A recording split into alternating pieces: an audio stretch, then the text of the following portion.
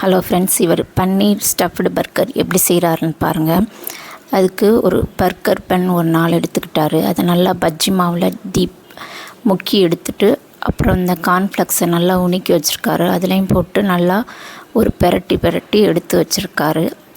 அப்புறம் ஒரு ஆயிலை காய வச்சு அதில் பன்னீரை நல்லா ஒரு மசாலா தடவி அதையும் நல்லா பொரித்து எடுத்துக்கிறாரு.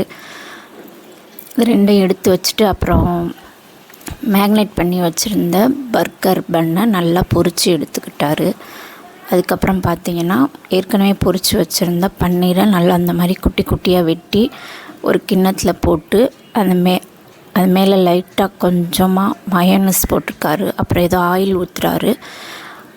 அப்புறமா பார்த்திங்கன்னா சில்லி சாஸு எல்லாத்தையும் ஊற்றிட்டு, பச்சை கலர் சட்னி ஏதோ ஊற்றிட்டு மேலாப்பில் ஆனியனை தூவி நல்லா மிக்ஸ் பண்ணி எடுத்துக்கிறாரு. அடுத்து நம்ம அந்த பொரித்து வச்ச பன்னை நல்லா வெட்டி அதில் மேலே ஒரு லேயர் வெங்காய ரைத்தா, அப்புறம் மயோனஸ் ஊற்றிக்கிறாரு. அதுக்கு மேலே அந்த பன்னீர் ஸ்டஃப்டை வச்சு மூடி வச்சிடுறாங்க. அவ்வளோதான், ஸ்டஃப்டு